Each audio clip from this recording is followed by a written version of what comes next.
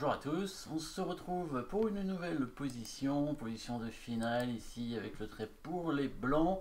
Comment réussir à aller à dame, bien sûr avant l'adversaire dans cette position. Chacun a un pion passé, le pion A chez les blancs, le pion D chez les noirs. Un fou de même couleur pour l'instant pour essayer de peut-être arrêter le pion. Après, si le fou de case noire, enfin le fou des noirs, se sacrifie sur le pion, il restera quand même un pion chez les blancs.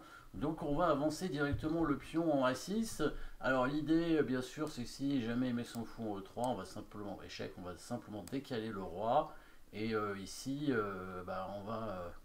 qu'est-ce qu'on va faire alors il peut attaquer le fou avec son roi s'il veut. Il peut monter son roi.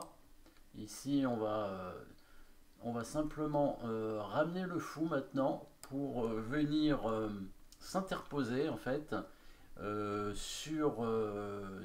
soit sur la case B6, soit sur la case C5. Donc probablement faire roi C6 pour faire fou C5 après et dévier ce fou en fait de cette diagonale. Par exemple, si il fait roi F4, hein, voilà, on met le roi en C6. On met le roi en C6. Il peut toujours pas avancer son pion parce que sinon on va à dame. S'il tente de mettre son fou là-bas, on va le chasser avec le fou comme ça. Et ben on va pouvoir le prendre s'il ne bouge pas évidemment. S'il échange, et ben on reprend le fou et le pion blanc va à dame.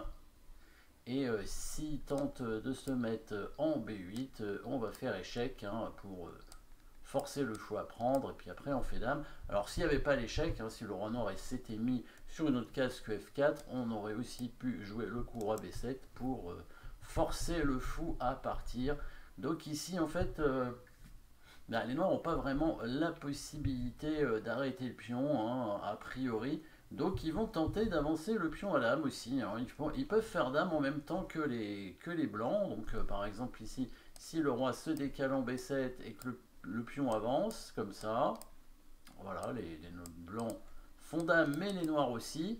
Et ici, on n'a rien de spécial, il y a un échec, le roi peut venir en F5. Alors il va pas venir en D5 parce que sinon on va faire dame 4 échec, on va gagner le fou et puis on peut gagner la finale.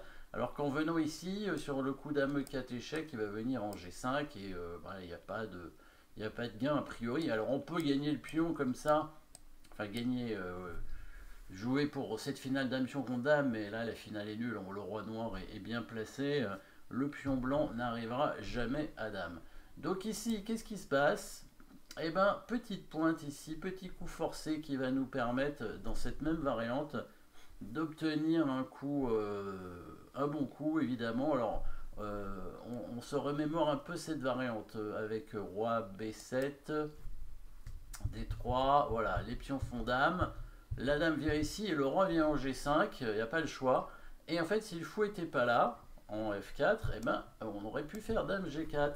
Et dame G4, ça aurait été mat directement, parce qu'il y a le fou en G7. Alors c'est vrai que si on veut éviter, si on veut que le fou ne soit pas là, il faut le dévier. Et donc le coup, c'est fou H6 ici, la petite pointe. Fou H6, alors quel est l'intérêt? On a vu, c'était pour laisser le passage de la dame dans la fin de la variante. Ici, les noirs n'ont pas d'autre choix que de prendre le fou, parce que s'ils poussent leur pion, évidemment, les blancs peuvent prendre et contrôler évidemment la case. Bouger le fou sert à rien parce que ailleurs, parce que on bouge le roi tout simplement. On peut le mettre en B6 hein, pour éviter que le fou vienne en C5 a priori. Mais même hein, à la limite, je pense que même cette variante là est gagnante aussi avec, A7. Voilà.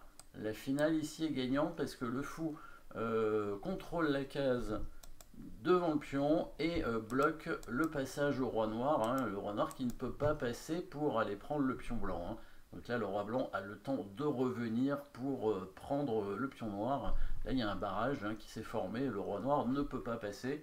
Et du coup, le roi blanc arrive pour aller tout simplement prendre le pion noir. Alors on pourrait tenter roi D5 pour essayer de bloquer le passage au... peut-être roi C4, bloquer le passage au roi blanc en allant par en dessous. attaquer le pion, mais on n'a pas le temps, je pense. Hein. Il fait F4. Évidemment, les blancs doivent garder le pion, hein, c'est une obligation. Il bloque le fou, mais voilà, le pion va pouvoir avancer et du coup prendre le pion, évidemment. Et après, le roi blanc va aller chercher le pion F6. Donc regardons fou H6 si les noirs prennent, qu'est-ce qui se passe? Voilà, le roi se décale, on pousse le pion, on fait dame, on fait échec. Donc ici, c'est comme tout à l'heure, c'est la même suite. Donc là, si le roi se met sur la colonne D, cette fois, on va gagner la dame directement, hein, avec dame D7. Donc il est obligé de se mettre en F5. Et là, la petite pointe finale, dame E4 et dame G4. Et c'est le mat, parce que le fou a bloqué la dernière case ici en H6, le mat du guéridon, avec les deux pions, enfin avec le pion et le fou qui bloquent le roi en diagonale. Donc joli petit mat final, hein, dans cette position, dans cette étude. Voilà, avec ce pion passé ici et des fous de même couleur. Merci d'avoir suivi cette position. N'oubliez pas de vous abonner et à très bientôt.